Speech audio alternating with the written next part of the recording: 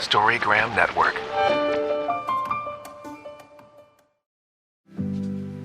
Hey, Gerardo. How are you? Pretty good. Hey, you know about the subscription? How does it work?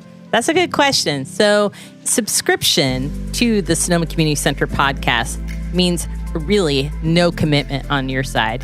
What came up, I was thinking about this a long time ago, is people typically tend to think that a subscription means that you have to pay for something or we're capturing an email or information like that. But that's simply not the case. So you mean I can just click it and just watch your videos and I don't have to pay any money? And you don't have to pay any money. Wow. Subscribing merely means that when the next time we have an episode, it will pop up wherever you're listening to episodes, be it Apple Podcasts, Spotify, YouTube. And what that means is it really just supports us and lets us know that we have listeners out there besides just downloading the podcast. So, And it's just not subscribing, it's also liking it, right? liking it, but really that subscribe button means that we know that there's listeners out there. Perfect. I don't know if you've had this, but I have people that come up to me and say, hey, I listened to it. I do. But translating that into the subscribe button means that you're supporting the Community Center podcast, the artists, and everybody that comes through here and shares their story that we are always excited to share about. Well, you guys are listening. Subscribe, please. Yep. Boop, Make boop. our life easier, and we want to become popular, famous. All right. Subscribe away.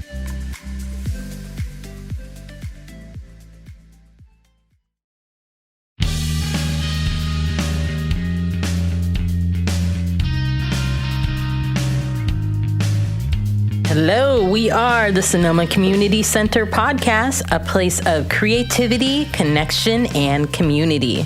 We highlight the artists, teachers, and the community that come through the doors of our historic brick building, often called the heart of Sonoma. We share local tips and shout outs to our home, Sonoma Valley. And we are your host, Molly Spencer. Gerardo Diaz. We are the engagement team of the Sonoma Community Center. Whoop, whoop. Welcome back to the Sonoma Community Center podcast. This is Molly Spencer. And Gerardo Diaz. And we are here on this lovely Thursday morning. And I think we're actually about to kick off summer. What is it? It's finally like June 29th or something. It's supposed to get real warm. Yeah, I think tomorrow is going to be super hot. Yeah. Can't It's wait. kicking in. I guess we're catching up with the rest of the country. I was kind of liking the cool weather, getting the vibes from like the cool coastal weather, too. vibes. And, you know, and now it's like it's on and it doesn't stop until You're going to November. sweat tomorrow, you know? Bust out the fans. I'm looking at my notebooks now, looking to see one of my friends has a pool. This is guy when has you a make pool friends? Yeah. This is when I start calling my old friends. You know? Oh, yeah. I beat the heat. I joined the pool. Yeah. Joined the big pool. Yeah, I think one of my friends the other day, I was talking to him. He's like, hey, you know, anytime you guys want to come over, I have a pool. I'm like, you have a pool? Yeah. And he's like, yeah. I'm like, alrighty then. They must have just got that pool because from my experience, people that got their houses and pools, they're like, come over, a pool summer. And then every summer after that, it's been like crickets. Yeah. But it's on, and we're back here at the community center. And boy, you know, Gerardo, I'm really pushing for some air conditioning in our... Oh, yeah. Why? It's like a sauna when you go in the office, It's an old man. building, yeah. Yeah. What did it used to be? So our office used to be kind of part of the gym, I think, when it was the grammar No wonder grammar it smelled school. like sweat in there. It's always kind of had that gym feeling. Yeah. I still have your fan that you gave me, though, the little tiny air Good. cooler. I know. I turned on my fan too. I know Josh doesn't like it because every time I turn it, I was like, I know. It's like a Jets in there. Over in the corner. Oh, yeah. Hey, I got the solution. Air conditioning.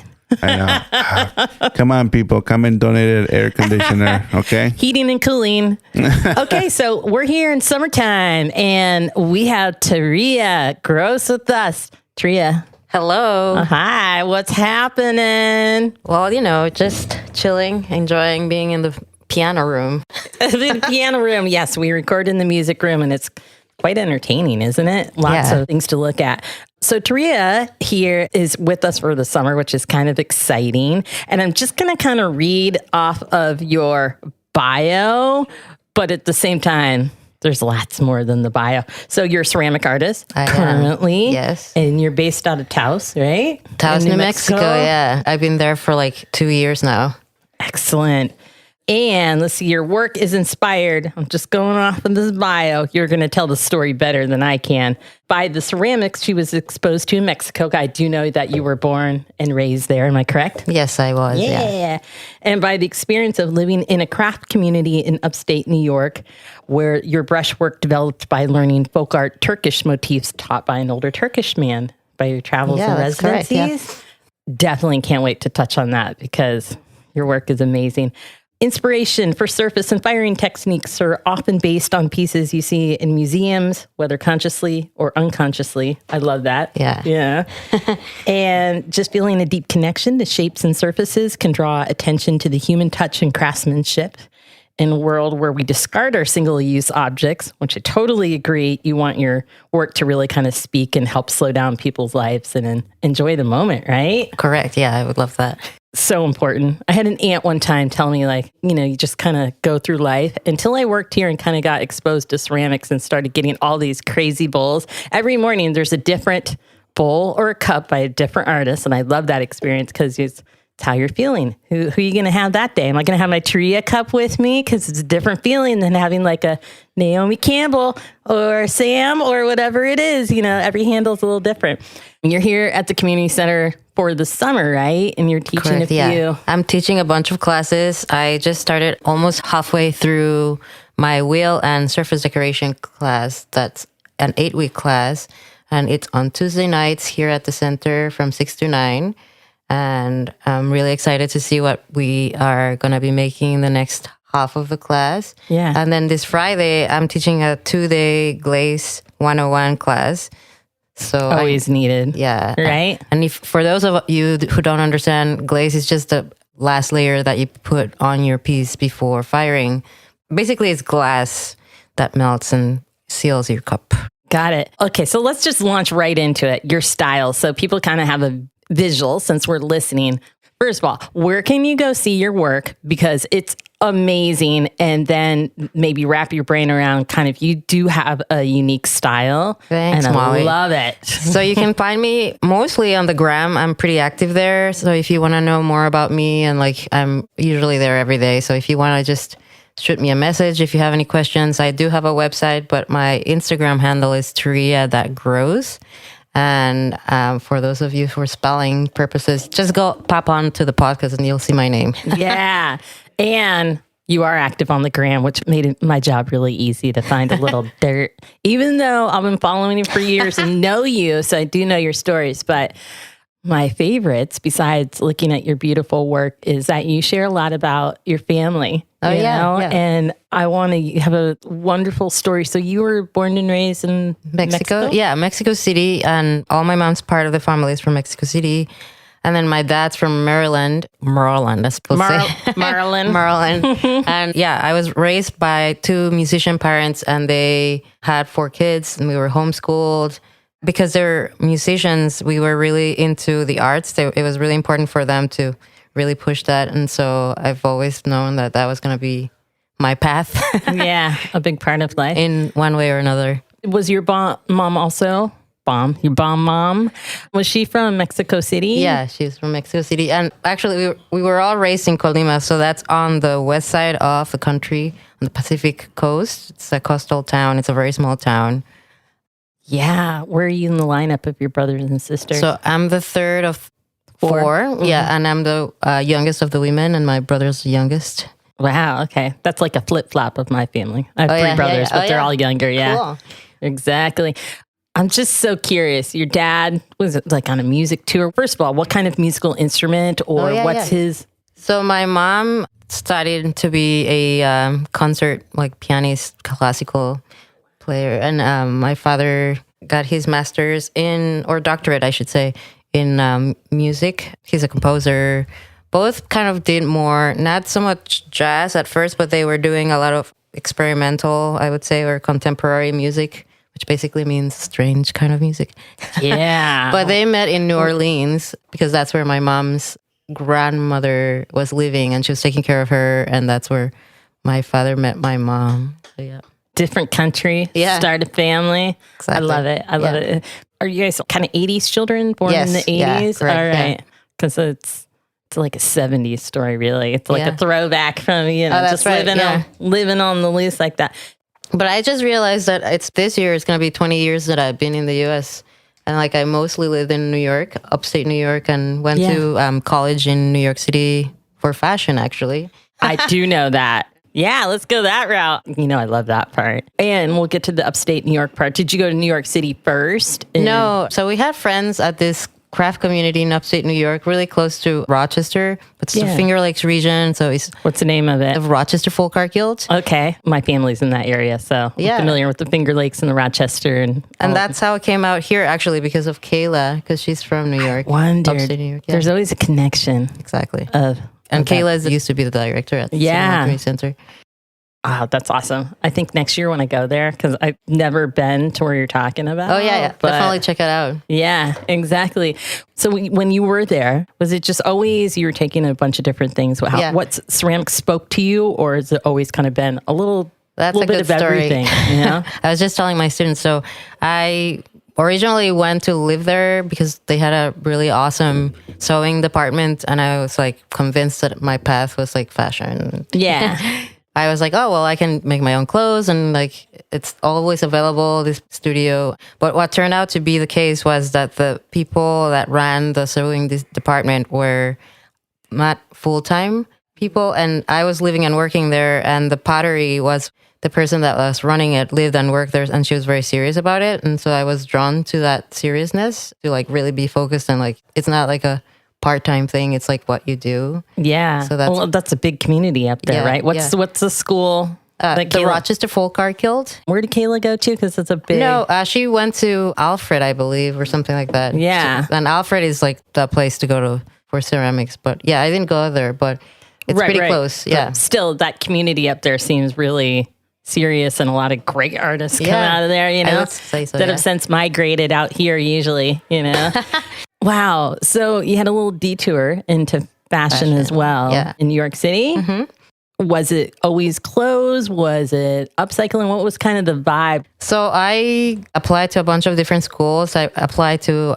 FIT, and I checked out FIT. When I went there, I realized that it was enormous, and I didn't really love the fact that it was so big, and I felt like you were kind of a number in there. So I really was pushing for Parsons, the New School of Design. And when I got in there, I actually only did 2 years. I didn't finish because I kind of got really scared of all the loans, the student loans that I was piling up. And then some other people that were ahead of me were like complaining about how much student debt they were getting from that. And they were like super scared that they were gonna not be able to pay that back. And that was like 2008 when like the crash happened. And I was, getting really nervous about all of that. And I was like, what if I end up finishing school and not knowing? Rightly so. Yeah. Like you're thinking, especially into a field that's very saturated and competitive, and You're like. So then I was like, oh, it's an emergency. I should just get out of here. And so I did, and then went back to upstate New York. I also was in a relationship with somebody there, so it made sense to go back up there. So I went back, and then I was like, okay, fine, I'm going to be serious about ceramics. And that's how it all started. Are you throwing the wheel? Is that really manually your thing, or are you a hand builder too? No, the first time around when I was doing ceramics, I was just, filling up my hours, because at this craft community, you were able to like try different crafts. So there was like the graphic studio, which I was pretty active in. And I was doing a lot of cards and flower pressing, because that was like their thing. I love that. Yeah. We used to do that when we were young. Yeah. Yeah. So that was like their jam. Yeah. But I didn't really like ceramics. I was mostly decorating a lot of the pottery that my mentor was making. And then I was making a lot of tiles, because that was like a big seller. And all the work that we make there, it was all like functional. And then their thing was basically creating like a mall full of handmade work. Okay. And it was all really good quality. So that's one of the reasons why I stayed there too. I was like, oh, they really know how to work well. Is that when you kind of learned, not only were you studying what it is, but I notice when you're here, you're super prolific. Like you right now are selling at a lot of markets and that sort of thing, right? Yeah. And it just seems like you really bust out the work. Yeah. And it's nice, you know? Well, yeah, it was really important to do you call that, I guess, a production potter sort of style. I don't know. I think as a maker, it's really good to be making a lot of something so then you can find your voice. At least that was my mentation. And so like when I teach in classes, I always have my students do a series of one object. And that way you have more creative freedom also when you're, trying to test out surface design and whatever, you have better chances of like testing. I find that interesting here, especially like at a ceramic school, to see people that kind of start. Maybe they're just learning, but as they graduate a couple of years later, blah, blah, blah, blah, they do find their kind of own style. Yeah, for sure. How did you luck into doing the beautiful Turkish brushwork that you're known for? I think I was influenced by growing up in Mexico, really, and seeing what's called talavera, which is all the brushwork decoration that you see all over the place. You see it in really close to where I was raised. There's a tradition in Jalisco. I'm forgetting the name of the town. But then there's also in Puebla, and it's obviously came from Spain. It's the blue and white brushwork decoration. The motifs that you see in folk art usually are birds and the thick and thin brushstrokes that you see. Yeah. But you see that across the globe too. You see that in the Delft in Holland, I believe, and then old folk art pottery in the US, China. Yeah, I was going to say, it's interesting that it kind of has this basis in blue and white. Like, as you said, I see that a lot. And Amsterdam and Portugal and China. Italy, in the back. So, it's really hit your style. Yeah. And then you have these great shapes as well. Like, your cups are what I find nice in a cup. We're really going into it now. This is ceramics. I'm going to call it ceramics nerd stuff, but the feeling of the cup, it's like a light handle. It's not too heavy, but it does feel sturdy enough where it's not going to. Oh, thanks, Molly. Break. So how long are you going to be here for? I'm going to be here till my class is done, my 8-week class. So that's mid-August. Mid-August. And I should plug in, if you want a chance to get to see my pottery in person, you should definitely come to a few shows that I'm going to be having, pop-up shows in San Francisco. There's one coming up on July 8th. Ooh, we might just be hitting it when this comes out. So listen immediately. So do you live local now? No, I don't. I mean, I am in Petaluma right now. Oh, yeah. How long are you going to be in California, around this area? Until August, and then you leave? And then I go back to Taos, New Mexico. Yeah. When are you going to come and do a Spanish ceramic class? That's where we're always looking. Well, I heard that Luis was doing that. Luis is doing something different than what you're doing. You mean the brushwork? Yes. Yeah. Yeah. Well, I'd love to teach a class. Let me know. Yeah. You got to come back. Yeah. So you're going back to Taos, right? But you came several years. You said you came from Kayla, directly from New York. So I ran into Kayla at Ensika, I believe. It was one of those ceramics. And Ensika is break it down for us. It's a ceramics conference. It's kind of it's a big deal. Yeah, it's a big deal. It's where all the big cheeses meet and talk about their techniques and come to exchange ideas. But anyway, so I ran into Kayla, and then she was talking to me, and I was talking to her about how I wanted to do a residency with Forrest Middleton, which is an awesome potter in Petaluma. I've always loved his screen printing for ceramics process, and I really wanted to learn that. So I talked to Kayla about it, and Kayla, I guess, thought about it, and she said, you should come to Sonoma first and meet Forrest, because I hadn't really met him in person. Yeah, Forrest was here before Kayla, he really started the ceramics artist in residency program. Oh, cool. Yeah, he's a great guy. Yeah, so. And I believe he was the one that also recommended Kayla to the Spencer. Thank you, Forrest. Yeah. Kayla's great. She's thriving on her own as well. We love Kayla. Yeah. But anyway, so Kayla was the one that told me, we also have an opening, because that was 2018. And Claire Thibodeau was going to be the resident here. That's right. But she didn't need housing. So she was like, we have the studio apartment open. And if you wanted to, you could come for 1 month and do 100 bowls for our Chili Bowl fundraiser. Bust the bowls. Yeah. And I was like, oh, yeah, that sounds like an awesome idea. You're all easy. Yeah. and that's what I want. I think Luis is teaching the kids. And I think I want somebody for Adults, yeah. Something like bowls, really colorful, Well, Mexican style, If like there's pozole. an opening, let me know. I would love to. Yeah. I'm gonna I talk to. think you guys are creating something here. Yeah. So maybe, let's bump that up for your next time that you're coming through California. I'll do a Exactly. class on pozole, and then you guys can make the bowls. Yeah, maybe in August, or I could do like a 2-day or something. I like this 2-day Yeah. thing. Okay. I'll have to talk to Ooh. Meg. Yeah, let's talk to Meg. With yeah. pozole and Yeah. That'd be I nice. want to take that. Yeah, that'd be nice. Okay, so you might have missed the July 8th by the time you listen to this, but get tuned onto this possible workshop happening in August. Yeah. And then do you have more as well happening? I believe Plug 'em. I have another show coming up on July 15th. Actually, the one that I know for sure, She's busting out her phone, folks. sorry. That's okay. It's good to bust out the phone and get the correct dates. Yeah, So, so- Even Takeshi's looking at it. Takeshi. Although Gerardo has not thrown in a fun fact I for know, Takeshi I to know. go look up lately. Usually he busts out these like Caesar salad dressing, right? Yeah. That was my favorite. Yeah, that was a good one. Uh-huh. All right, so here's another date, you guys. You should come see me July 29th and 30th. That's a 2-day, Saturday, Sunday, 12 to 5 on Sunday Market is the name of the... I think it's a shop, actually, in San Francisco. I actually Okay. haven't been there yet, but they're pretty Yeah. cool people, and I'm going to be there with another person making hats. Oh, really? Yeah. So busting out the fashion. So we're talking hats. What style of hat? I have no idea. Like a little fascinator, maybe inspired by whatever. I'm not going to be making the hats. It's somebody else. Are you going to paint motifs on them? No, actually, that's a good idea. Wait, Sidewinder too, to the fashion, to everything. Because you're based in music, you do play piano? I do, Were you raised actually. heavily in Yes. playing some kind of instrument? You kind of like, yes, like the parents that are super, like my daughter in ballet, she's all never. Yeah, Yeah, Horses I forever. see her sitting here and she's like moving her fingers like this. I'm like, I Was think she I? wants to play the piano. Really? You know? Oh, yeah. Making the parents proud. Yeah.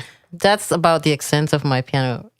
So your Exactly. mom is from Mexico City? Yeah, my mom Like is Mexico City, huh? exactly. Yeah. Wow. You're from Mexico, right? I'm from Mazatlan. Mazatlan. Same. That's where my uncle lives. Oh, no way. Yeah. It's a good place to retire. Yeah, that's exactly where you. Yeah. No, you got the beach right there, Yeah. It's all, live like a king there.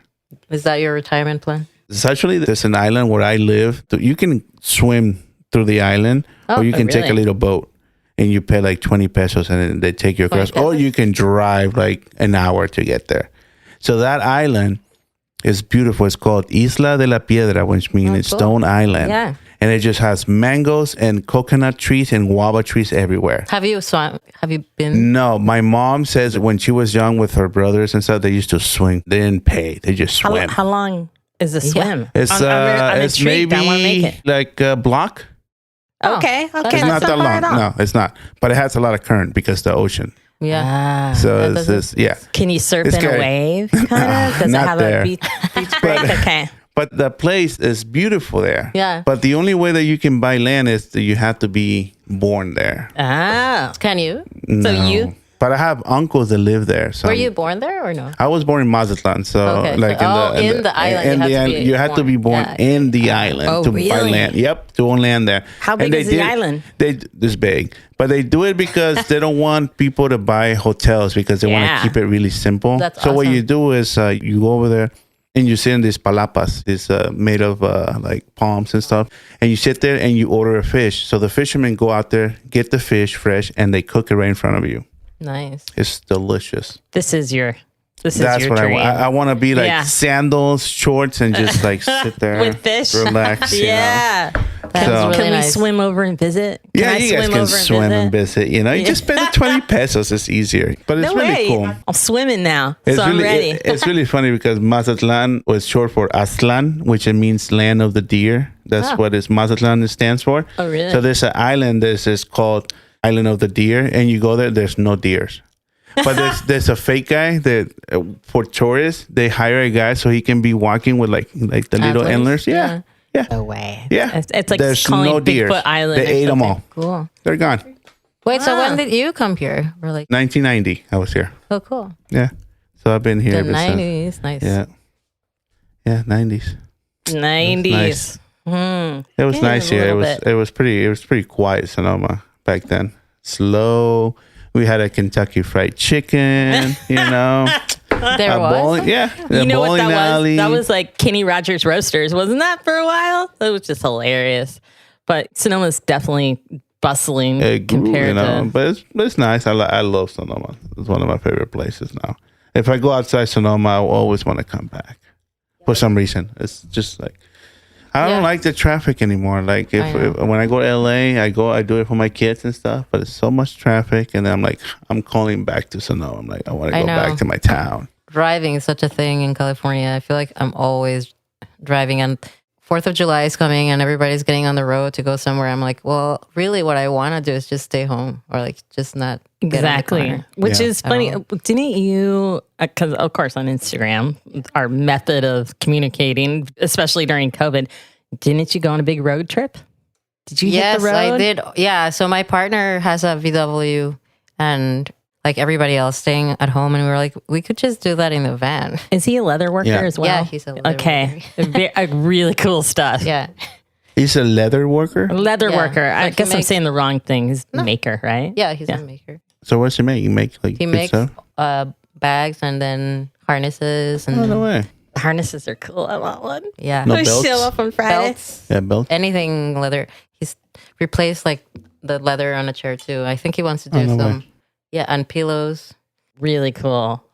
I can only imagine. How did you guys end up in Taos anyway? Peter right now is going, no. We ended up in Taos because that was like a base for him because he's been on the road for a while and like he would always go to Taos and he had been going there for years. And basically it was because we found housing that was pretty affordable for ourselves. And so we're like, okay, I guess we're staying here. So, What's the weather? the never weather been is to New awesome. Mexico. It's northern Yeah. New Mexico, so it's cool. Cooler. It's pretty cool. There's no bugs, which I love because it's like mountain town. There's a big Nice. mountain there, and a lot of people go there. It's known for skiing, and it's really close Yeah. to Colorado. It's like only an hour away from Colorado, and you can go to Denver in 5 hours. Wow. Another retirement place is Wyoming. Wyoming? Yeah. Yeah. But the forest side, I think there's two sides of Wyoming. One is like super foresty, and then the other one's like just space. Yeah. I've been to the that's space probably- one. Yeah. Yeah. It's a And fun. it says Is so that many more mosquitoes. Western? Yeah. Western because Yeah, like West- Idaho and all of those places, it's just like goes from dry desert to just kind of driving over there. I have a Because friend I'm a that just fly moved there. fisherman, so I heard that there's a lot of good fly fishing over there. So I'm like, let's Wyoming? go there. I mean, it's beautiful, but when I went there, it was for like a van event, and there's so many mosquitoes. It was like black. It was horrible. And I'm not a big fan of mosquitoes, so Me either. I stay away. They like me, so Oh, they do. They well, don't? in both of the climates in Mexico, like where you were, is humid. Humid. Mosquitoes, I'm right? humid. I mean, Yeah, it's yeah. humid. Yeah. Yeah. But Yeah. for some reason, when I go camping, everybody is getting all these. Mosquitoes. Yeah, not me. I'm just sitting there going like, It must be in your genes or lucky. something. You know. Yeah. It's nice. I always got the mosquitoes too. I lived in the my south, son, so my son yeah? gets that net all the way down to his. Yeah, me too. He's walking like this. He almost looked like the Adams family. You know the Adams family. You know that one with the whole hair. that's so funny. Yeah. Oh, it. Is it? Yeah, Yeah. And his mosquito netting. yeah it's mosquito net. Yeah, Is yeah. that you, Nice. Turiya? Gonna put on the net? I just, don't go to those places. Yeah, Yeah. that's Like smart. Florida. No, Jeez. thank you. Yeah. I know. But anyway, yeah. Yeah, we Taos dealt with that. has awesome weather. It's like super dry. It seems like a pretty, I mean, maybe I've just watched too many movies or anything like that, but it just seems like it's always had a hub of creativity. Oh, yeah, for and sure. really good support for artists. Yeah, there's a ton of potters. I'm pretty lucky. I'm looking forward to going back because I'm going to be helping out this potter that I really love his work. And he has an anagama kiln, which is an anagama kiln is a Japanese enormous wood-fired kiln. And I just helped him build it. I think it was 2021. So I'm super stoked to go back and help him with that. And yeah, there's a bunch of craft people, a lot of North Carolina people there too. And that's the makeup. New for- Mexico, That's the you other said? hub. Yeah, New It must be because of the natives too. No. Well, the There's a lot natives, of- I haven't actually tapped into that. I think you'd have to know somebody and sort of To thing. get in. Yeah. So I'm looking forward to, knocking the door on that, Yeah. but it's definitely a I'm slower pretty sure process. they have like a beautiful ceramics or They do. Yeah. It's very different because it's more like Mexico. Like colorful too, huh? Yeah, it can be. They have the black ware, which is like pit fired, and then they have the red ware. And it's closer to like the way that they fire in Mexico. I did a residency in Oaxaca, and that's how I saw Oaxaca. Yeah, they have good food. Oaxaca is known for their food too. Oh my gosh, I recommend going to Oaxaca, even though everybody's like, it's a secret. It shouldn't, you know. That was our Whatever. honeymoon. That's where Jesse and I went to. He's also a surfer, nice. so it was Oh, really yeah. surf trip. Wait, Yeah, did you yeah, go to then?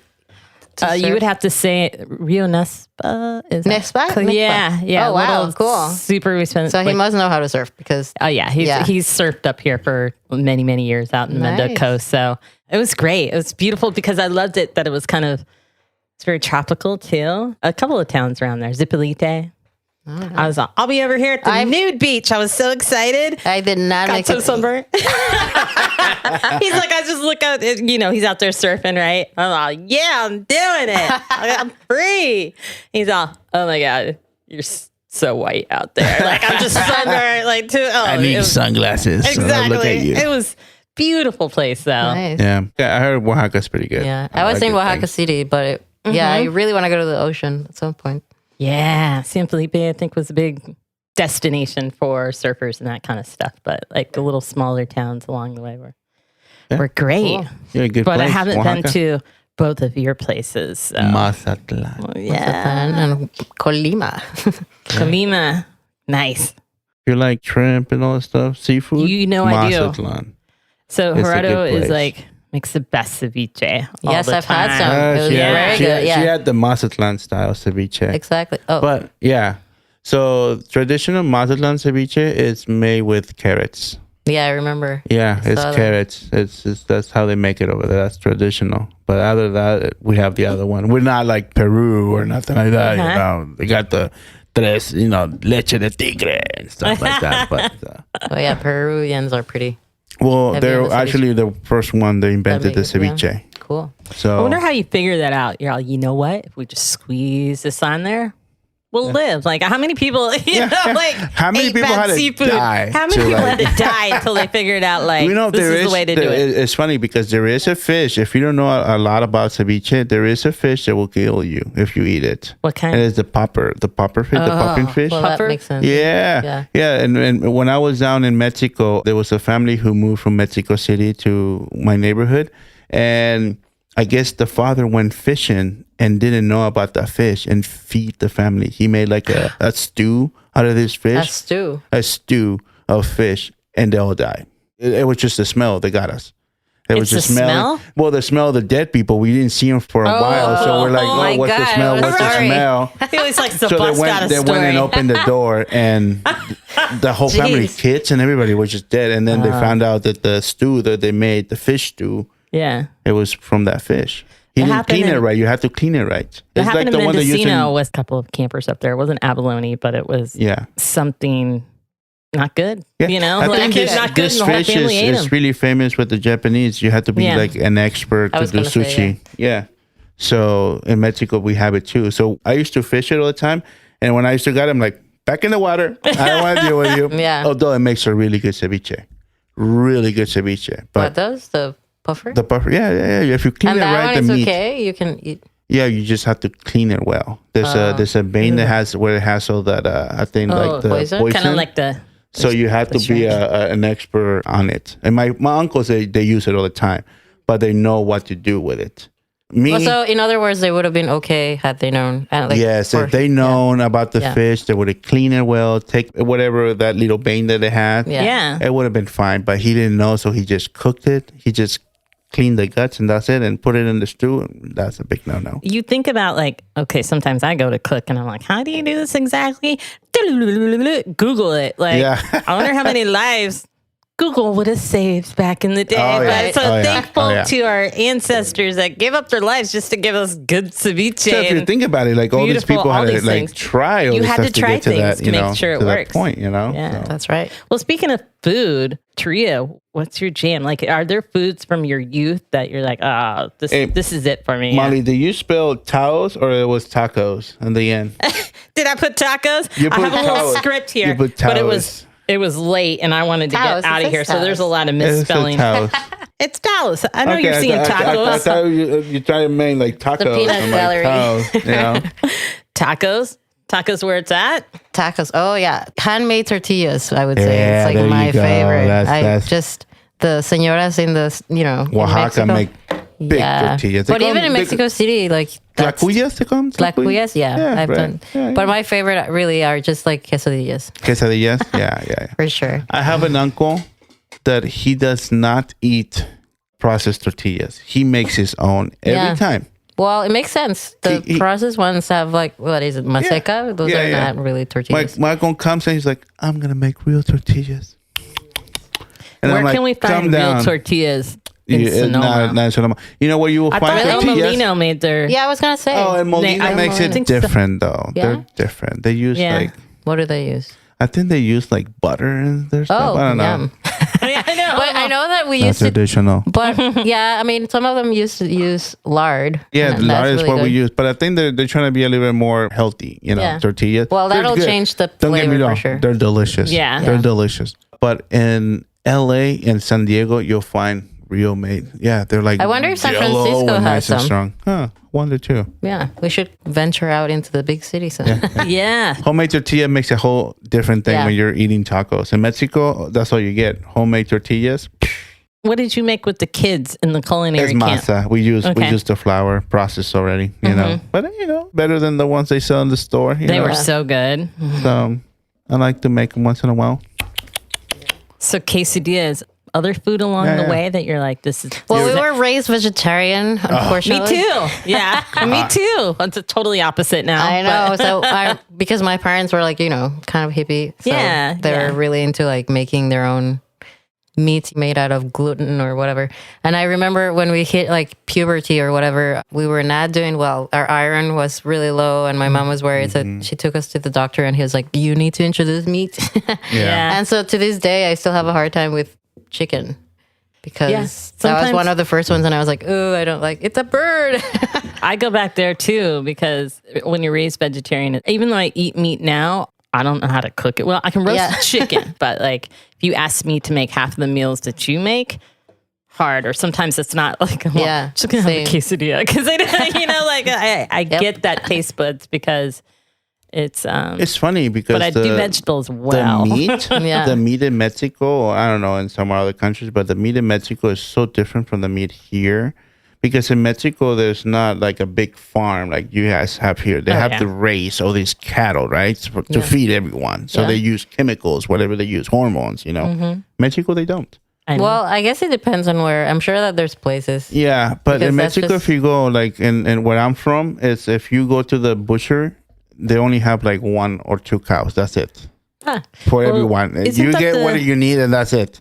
That's the You're- same you're with not- cheese. Cheese is different than it's My- just not processed over Yeah. in Europe. Yeah. You're processing a different thing. Which My is, father-in-law, when he So- goes down there, he likes birria. So they make him birria, and he loves it. So then he's like, I'm going to bring all the ingredients from over there except the meat. And then he does it here. He's like, oh, it doesn't taste the same. He's like, I'm missing something. Is that meat? Yeah. The meat is much better down there. Doesn't have that much fat either, too. I just more like lean. to see. But But in Colima, because it used to be a small town where I was raised, and things were like that before. But I feel like the minute that we actually got Walmart and we got I know, all those yeah, things, yeah. and like I remember the first time that McDonald's arrived to Colima, and like I think everybody started to get overweight and everything, and like all these things, like yeah. changed. It changed a Yeah. lot, and it is still like that now. And I like couldn't afford a McDonald's when I was down there with my wife. And when I got married, we used to go local because Yeah. the burgers were like 20 pesos, and then in McDonald's it was 80 pesos, and that's what I made in a day over there, 80 pesos. So I'm Yeah, like, yeah. not Yeah. spending my whole day on one burger. You know what Yeah, my wife is yeah. gonna eat. You know, I think at the same time, were they trying to attract tourists in a way too? 'Cause Yeah. I find that's No, what I think- McDonald's do is they tap into that homesick kind of feeling in all these other countries, which is that's true. sad, you know? But I think it also had to do with like culturally, Colima what I think it always wanted to be the U.S. Like they looked up to the U.S. as like, oh my gosh, that's like heaven or whatever. And so it's a status though. Yeah, in Mexico it's- to go and eat at McDonald's or Burger King. It is. It's a status. Yeah. To be honest, like yeah. And here you come and like go anytime you want. You're like, I'm sick of McDonald's. Or like it's also status here, like you don't want to go to McDonald's. Yeah. Yeah. Yeah, you remember when I came here, my mom bought me a McDonald's. I thought it was the best thing ever, you know? Isn't that weird being young, especially like the way we grew up and having these, that was like a treat to it was. to It get was. processed food. Yep. And now Exactly. it's gone this other hump Direction, and way. yeah. And we're all, oh man, what we want to do for like homemade food back in the Yeah. earth that's not processed. And now you just have this processed stuff everywhere. And it's like the opposite battle. Yeah, I it's the remember- opposite battle with my, And now, my kid. And it used to be that in Mexico, if you go to the locally raised or whatever, that was like the cheap stuff. Yeah. And now it's like Now it's the all- direction of like, it's oh, all it's organic or sustainably Organic. organic, expensive. Yeah. locally sourced Yeah. Yeah. in the backyard. Well, I don't know. I think food is going to get interested in the future. There's so We're many already people. there. Yeah. Yeah. We're there. It's kind of scary sometimes. I think with food or with whatever or making anything, like all the problems that you see in the US are kind of global. Like it's the trend. You see it everywhere. Like this thing about gentrification and all of that is happening everywhere. In Mexico too. Oaxaca is really suffering from that. Everybody's kind of like, when I went to Oaxaca, that was 2018, I felt like it was the only place in Mexico that I've been to that really felt like Mexico. And like people in the mountains speak their own language and they don't really speak Spanish. Yeah, they don't. And I was really impressed with that. And there is a movement and resentment towards anybody that's not from there. And like me as a potter, and even though I'm from Mexico, I'm like mixed or whatever. And like they would look at anybody that's from Mexico City as like an outsider.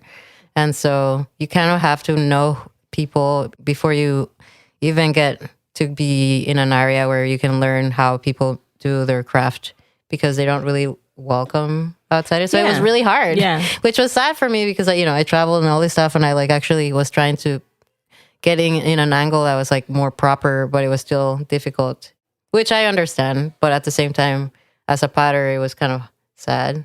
Yeah. And also being from Mexico. I know. It's like, wait a minute. Yeah. I grew up around here. It's different. What feels like home now? Are you still, this feels good, just kind of exploring and adventuring around? Well, it's interesting. Now that I've been back in California, it's been feeling like my friends and this topic about being what is home. I think that's true. a huge one, because everybody, especially nowadays, my generation travels a lot. Like a lot of us just travel for work or whatever. And having an actual home, it's like where you were raised in a way. But since for me in Colima, I always felt like an outsider, honestly, because my parents were different and, they weren't from there. And being homeschooled made it worse. Yeah. It kind of compounds the fact of like... and vegetarian. But that was like a bad combination. But like my best friends were my siblings. The friends that I made that I kind of like still know were like my mom's piano students. Okay. But it was like one or two people. So whenever I go back, and our house where I grew up fell down because there was an earthquake. Wow. And like it leveled it. So whenever I go back, that house doesn't exist anymore. So it's kind of sad. So the streets become home and like food, things like that. And in my travels, I feel like California has become kind of a sort of home that, because I traveled a lot for work. So I feel like I started to know it better. Yeah. So that's funny. I had that experience as well, as going back to upstate New York. Yeah, for sure. South Carolina, and both the houses that we grew up in. Same thing, like my siblings were my friends. Went to both of those houses and they were gone, right? Just gone, leveled. I mean, granted, the house that we grew up with was like 100 in the 70s. Wow. So, okay, probably needed to be torn down. Ours was really old too, because it was like adobe. And I said, I'm not going to visit the places anymore that I grew up in. Yeah. That sense of nostalgia. Yeah. Well, I think people are what makes home. It's what makes it feel like. Yeah. Right? Yeah. So my friends, I miss a lot of my friends that I made here. And so like surprisingly, it was all through the center too. So and that's the point. Yeah. Right? That's the point of meeting people here. You're welcome. Yeah. Thanks, Sonoma. So, Turiya, you're fast at work, you're doing ceramics. Are there other passions and interests and pursuits that have been swirling around in your mind that you'd like to explore? Maybe not immediately, but maybe on down the line. What's next? I would say I feel like teaching has been a big one. I have been teaching a lot and I've been enjoying that a lot. I didn't know that I liked that. Yeah, it's interesting, huh? Because I don't always get along with people, but but I feel like teaching is a really good framework because you kind of create your own atmosphere and like you really are investing on other people and they're very curious. And I'm just really curious about the way that people learn something, especially as a homeschooled person. As my background, I was always curious because I didn't have that feedback from classmates or a teacher telling me like, this is what you're good at or whatever. So I was like, what am I missing? Were your parents kind of everybody's doing kind of the same thing? You're all learning piano. You're all learning, exactly, right? Yeah, and there's it's different. That's how things were really taught back then. There wasn't really individualized like, oh, this person is more of a tactile learner and this person's more of an audio learner or something like that. She just had her hands full. I understand. It was like that in South Carolina, even though not easy. Yeah, we went to school, but we were best friends in a community that had a lot of homeschoolers. Oh, cool. And one of the families I remember, 9 kids in there. Wow. And anyway, it was cool. I mean, I always go back and forth myself. COVID gave me a little touch of that. And I was all, I don't know. I think that's how a lot of people felt. Exactly. I can teach them dance, and that's super fun. I like being with them for a while. Yeah, but then I struggle like other people. If you're not fully invested and interested in it, we're learning math together because mom did not finish math. Yeah. And it turns out she's teaching me math because she's way better. I'm all, can you tell me how to do a Google spreadsheet? Well, then it was better? probably good for you too. It was actually. And it was only like that for a little while at the beginning of COVID. And then we had a pod and everybody kind of brought their own. Some girls were better and the other girls, like she'd have a breakdown. Just learning online was like horrible for her. So taught me how to like breathe. I'm meditating, but teach you how to breathe through it. You know? So we all learned a little something. Yeah, I know. And now the struggle was real then. Yeah. I had to deal with my kids. I had to talk to them, It's like, come on. They want their full meal. They want breakfast, lunch, and dinner. And I'm like, what is this? Gerardo. I was still working here. We were just on videos. Everything just transitioned to video and social media. I was doing the social media at that time, which I'm thankful. It really took like a year of decompressing from not doing the community center social media because what I was doing is going home and doing social media. When I started coming back, I just found it was tapped. Now I have a really hard time just posting for like trash or myself, but it's a tool and it's definitely part of the community now, not just here, but it's expanded. Larger, yeah, exactly. So Turiya, when can we get you to come down and throw some wheel lessons at the farmer's market? Oh yeah. My class is on Tuesdays though. Oh man. Bummer. I could do one like half an hour before. What time is your class? It's at 6. So it starts at 5. So I could do like a half an hour, 5 to 5:30, and then get ready for my class. Are you like signing up for that? Or then we can throw in your daughter. Wait. Is next week? Are you guys? We're not doing it next week. Oh, it's 4th of July. So we'll be in a parade. Yeah. We can just do bubbles. Oh yeah. So Gerardo made the simplest and most funnest thing because we're always like, okay, what can we do for activities? I'm not super. I mean, I can be at certain artistic pursuits, but he brought bubbles that you just take basically chenilles or what do you call them? Pipe cleaners. Yeah, pipe cleaner. And you just make your own shape. Bubbles. Oh, nice. Yeah, that's a good idea. And they love them. I mean, 2 hours into it, they're slipping and sliding all over the place. But you know. Oh, you remember that kid?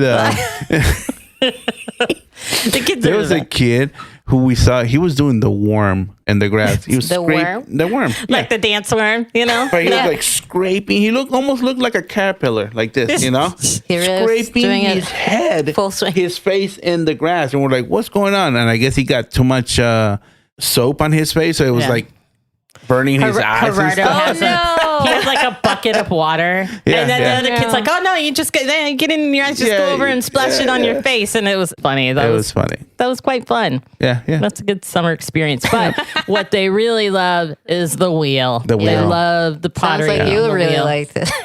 The wheel. I like the bicycle part. What do you call it? Cardio and the cardio. ceramics? Yeah, we charge $5 for people that are going on. I'm No, like, we come don't. on. What? No.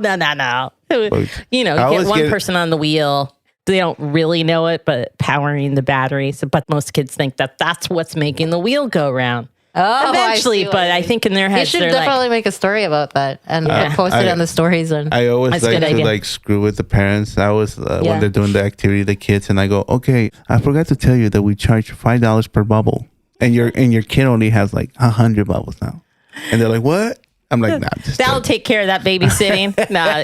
We have some regular kids too that come back. There's that same kid that was doing the worm. He came was back there, this week, and we had taken Maggie's dad is a farmer and had gourds, and so we just had them decorating gourds and spinning and that kind of stuff.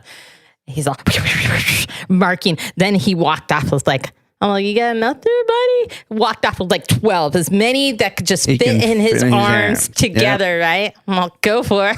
Go for it. I mean, I remember doing that a few times when I was living here. So is that for just to promote the classes center? and stuff? Yeah. So it's really, there's a presence. I know at that point, I don't know if you knew this too, Gerardo, usually our ceramics artists in residence, that was part of the deal, is that they worked the farmer's market. Is it still or not anymore? Well, somewhere along the way, I'm thinking COVID maybe, and then the next team that kind of came in, because we just got back to doing the outreach ones last year. Okay. So now always looking for like volunteers and artists and that kind of stuff that don't mind spending a few hours down there, maybe promoting their classes. I'd love to get like a painter down there. Oh, yeah. Different things for the kids to try out. And also, there was a person. Interesting. Yeah, there was a person in my class that came because of that. Really? Yeah. It's working. You hear that? You hear that, board of directors? It's working. You never really know. I mean, I would love to go. It's just like half an hour afterwards. before. Yeah. I'm just there for the fruit. Because you're leaving to do festival. Yeah. I'm just there for the fruit, to be honest. It's the only time I get my fruit. Gerardo, I have a story to share with you. So this guy, everyone is always coming by, giving him fruit, giving him things, right? I don't know what I am. I can barely scrape up a glass of water. And then they give me like those, what's that called? Liquid death water, right? Water. And it looks like a main beer. can of Like beer. Yeah. So I'm over there like doing crafts with the kids and I'm all, I swear it's water, parents, Anyway, I got free beets from the patch the other day. We love the patch. Nice. We've been up to the patch. The patch is pretty cool. Good farm stand. It's right up the street here on 2nd Street East.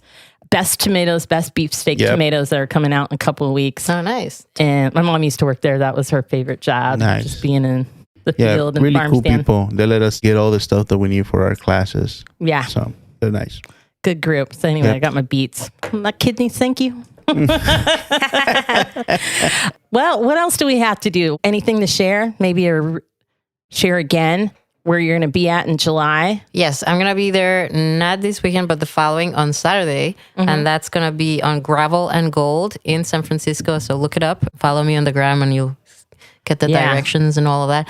And again, then Turiya.Gross, right? Yeah, Turiya.Gross. Turiya. T as in train. Yeah, exactly. With the U. Sometimes I know. I go to like number 2, but Maria, Turiya. Yeah. For people to pronounce it better. But yeah, Turiya. Awesome. Okay. I want to see what you guys are going to collaborate on in the future too. Pozole and bowls. Yeah, we should make pozole and then she'll work on the bowls. Yeah, let's look at the schedule and check it out. Yeah. See when we can do it. That'd be really good. Yeah, I'd love to. So you can find me here, but also you sell your work. Yeah. And it's amazing. Thank you, I need to restock. My bowl just broke a couple Do you have months any ago. Mugs? Coffee mugs? So anything that's functional, I can make it basically. Because I like Ben's. Ben's makes really good mugs. Oh, you like Ben style. Yeah, big ones. Biggie pots. I know. I need. Thanks for the reminder. I'm gonna make some as soon as I'm done with this podcast. I'm gonna be making some bigger pots because I know that people. Yeah, I usually make them about this high, which is like 6 inches or.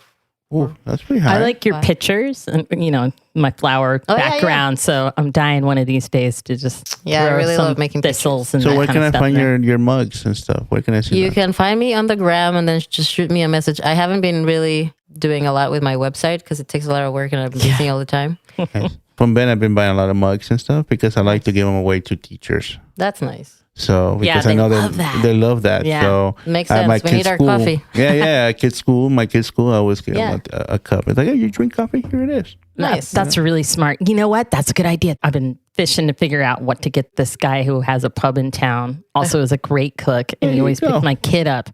I'll get them some ceramics. Exactly. Yeah. $10 thing. Here I come. There you go. I'm just joking. Maybe through year. They would love your style. Okay, you just made a sale. Turiya. All right, nice. Thank Awesome. you so much. Thanks for having Turiya, me. maybe we'll see you on down the line too. I just found out that our winter art market is happening again this year, the first weekend of December. And that's when we have all kinds of crafters, makers that come through the community center, sell their work. So heads up, this is plenty of time, you guys. And also out there to artists that are listening, the word is coming out soon. Getting up for the winter art market. That will be the first week in December. Nice. Plenty of time to make. Yeah, that's why I'm saying it. All right. Thank you. Okay, Thank you. thank you.